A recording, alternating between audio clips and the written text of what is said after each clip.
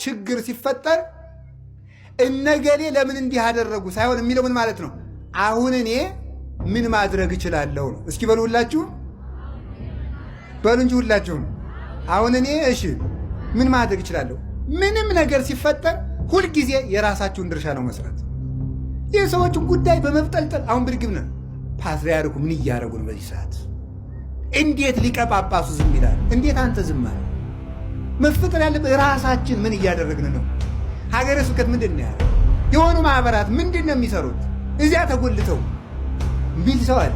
አንተ ምን እያደረግህ ነው? ሰው መስራት ያለበት የራሱን ነው። የራሳችን ስራ እንድንሰራ አምላከ ቅዱሳን ይርዳል።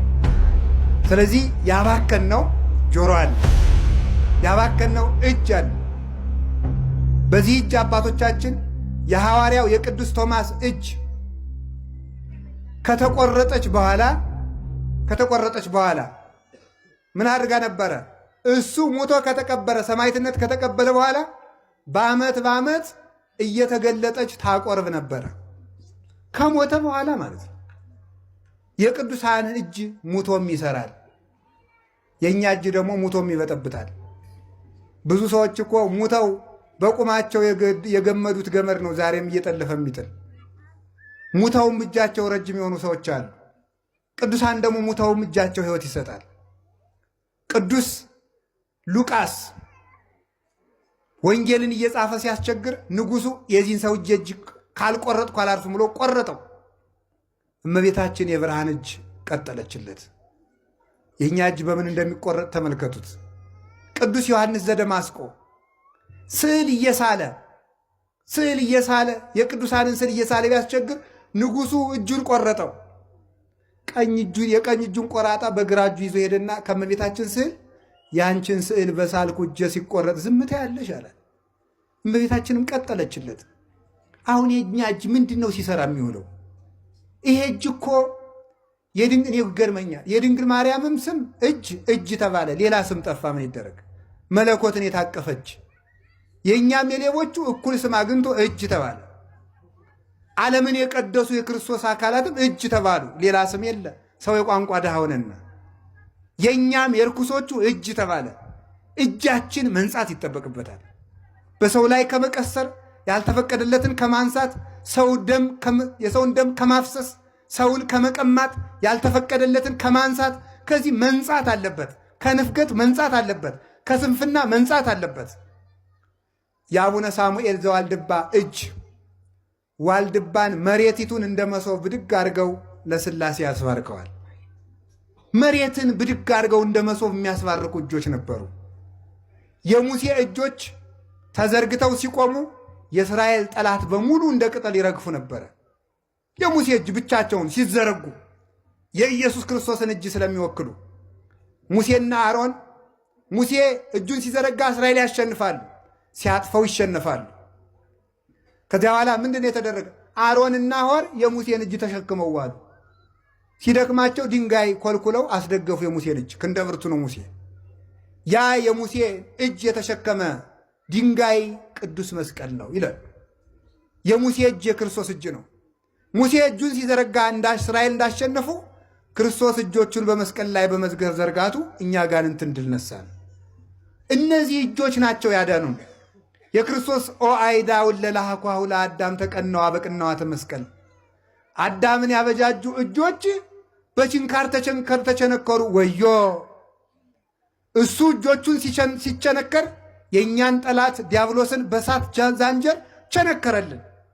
እሱ እጆቹ ላይ ሲቸነከር የእኛን ስም በሕይወት መጽሐፍ ጻፈ፣ በደሙ አተበን። እጅ ይህንን ይመስላል። እጅ ክርስቶስን የሚመስል ነው። ኧረ እጅ እንደዋዛ ረከሰ። እጆቻችንን ከማርከስ ይሰውረን። ይህ በእጆቻችሁ ላይ ያረጋችሁት ድሪቶ ነገር መወገድ አለበት። እገሌ ያላችሁ እጃችንን እናንሳ። እጃችን ይንጻ፣ ለጸሎት ይነሳ፣ ይቀጣም። በሰፊያድ አንድ ነገር ንገራችሁ። ቢያንስ በቀን ለአንድ ሰዓት ያክል ያን ባይሆን ለ25 ደቂቃ እጅ መቀጣት አለበት። በምን? በሰፊህ እጅ ብታሰናክል ካንተ ቆርጠህ ጣል ማለት እጅህን በመዘርጋት ቅጣው ማለት ነው። ዘርግተህ ጸልይ። ዓይን ባክኗል፣ እጅ ባክኗል። እግር እኮ የምን ምሳሌ እንደሆነ ብነግራችሁ በጣም ትደነቃላችሁ። እግር የካህናት ምሳሌ ነው። እግር የስልጣነ መለኮት ምሳሌ ነው። የክርስቶስ ስልጣኑ እግር ይባላል። ጠላቶችን በእግር እስከምትገዛ ድረስ ይባላል። ስልጣን ማለት ነው። መዝሙር 109 ላይ ንበር በየማኔ እስካገባውም ለጸላይ ተከታይተ መከደ ገሪከ። ስለዚህ የተባለ የክርስቶስ ጠላቶችን በእግር ትገዛለህ እስከምትገዛ ደርሰ። የክርስቶስ ጠላቶች መናፍቃን አጋንንት ናቸው፣ አይሁድ ናቸው። በእግሩ ማለት በስልጣኑ ነው። እግር የመለኮትን ስልጣን ነው የሚወክለው። እግር የሐዋርያትን ስልጣን ነው የሚወክለው። እግር ቀሳውስትን ነው የሚወክለው። እግር ዲያቆናትን ነው የሚወክለው። ራእየ ዮሐንስ ምዕራፍ 1 ቁጥር 17 ላይ ሲናገር የክርስቶስን እግሮች እንዲህ ብሎ ይገልጣቸዋል። ወእገሪሁ ከመ ብርተ ሊባኖስ ዘአርሰንዎ በእሳት። የክርስቶስ እግሮቹ በእሳት እንደጋሉ እንደ ሊባኖስ ብረት ናቸው ይላል። የክርስቶስ እግሮቹ የተባሉት ካህናት ናቸው። የጋሉ ናቸው፣ የተኮሱ ናቸው ማለት በፍቅር ሃይማኖት የነደዱ በሙቀት ሃይማኖት የሞቁ ናቸው። ሙቀት ሃይማኖት፣ ሙቀተ ጸሎት ያላቸው በቃለ ስልጣናቸው፣ በግዘታቸው፣ በጸሎታቸው፣ በቅዳሴያቸው፣ በመስቀላቸው አጋንንትን የሚያቃጥሉ ናቸው። እግር አላቸው ክርስቶስ አጋንንትን በካህናት ይረግጣልና፣ አንድም ለስብከተ ወንጌል ይፋጠናሉና፣ አንድም ለተልእኮ ይፋጠናሉና እያሉ አባቶቻችን ተርጉመውታል። አንድም የዲያቆናት ምሳሌ እያሉ ተርጉመውታል። ለስብከተ ወንጌል ስለሚፋጠኑ፣ ለተልእኮ ስለሚፋጠኑ፣ አጋንንትን ስለሚረግጡ ካህናት የክርስቶስ እግሮች ተብለው ይጠራሉ። እግር የተባለ ይሄ ነው። እግር የክርስቶስ ምሳሌ ነው። እግር የሐዋርያት ምሳሌ ነው። ይህንን እግር የት ላይ እንደምታውሉት አስቡት። አንዳንዶቻችሁ ዝም ብላችሁ ሸርባችሁ ታውሉታላችሁ። አንዳንዱ ሰው አለ ከሰው ሱቅ ዶ ደጃፉ ላይ ተጎልቶ የሚውል ይህም እግር ሊባል። እግዚአብሔር 6 ነገርን ይጠላል። ሰውን ከፍ ዝቅ አድርጋ የምታይ ዓይን፣ ክፉ የምትሰማ ጆሮ፣ የሰው ደም የምታፈስ እጅ። ክፉ የምትሰማ ጆሮ፣ የሰው ደም የምታፈስ እጅ፣ ወደ ክፉ የምትሮጥ እግር፣ መጨረሻ ላይ 7ተኛይቱን ይጠላታልና መጽሐፈ ምሳሌ ምዕራፍ 6 ላይ በወንድማማች መካከል ጠብን የምትዘራ ምላስ ይላል። ነገረ ሰሪን እግዚአብሔር ይጠላታል። እያንዳንዱ አፍ የነቢያት ምሳሌ ነው። አፍ በነገር በስድብ ውልጭ ብሎ ሰው በመሳደብ በማማት በርግማን በዚህ ሁሉ ጎስቁሏል። ገንዘብን በከንቱ አታባክን በሉ። በምን አታባክን? በከንቱ አታባክን። አካላችን በከንቱ ከማባከን ይሰውረን። ይሄ አፋችን ኤልያስ ሰማይን የለጎመበት አፍ ነው። ልብ ብላችሁ ስሙ። ይሄ አፍ ሙሴ መሬትን የከፈተበት አፍ ነው። አሮን ይሄ እጃችን ሙሴ ባሕር የከፈለበት እጅ ነው። ይሄ እጅ ገብረ መንፈስ ቅዱስ መና ከደመና ያወረዱበት እጅ ነው። ይሄ እጅ አቡነ ተክለ ሃይማኖት ከሱራፌል ጋር ያጠኑበት እጅ ነው። ይሄ እጃችሁ ክቡር ነው። ለራሳችሁ ክብር ስጡት። ከማይረባ ነገር አታልከስክሱት። ሰውነታችሁን ከበር አድርጉት። ራሳችን እንድናከብር አምላከ ቅዱሳን ይርዳን። አላችሁ የላችሁም? አላችሁ የላችሁም? 1-2 ነገር ልጨምርባትና ልጠቅልለው። ልጨምር ይብቃ። ልጨምር ትንሽ በሰዓት እንድትገቡ ብዬ ነው እንጂ ሌላ አይደለም። እሺ 2 ነገር ልጨምርባት። ገንዘብን በከንቱ በሉ እንጂ ገንዘብን በከንቱ። አንደኛው ገንዘብ ምንድን ነው? ንጽህና በሉ እንጂ። ሁለተኛው ገንዘብ ሰውነት በሉ እንጂ።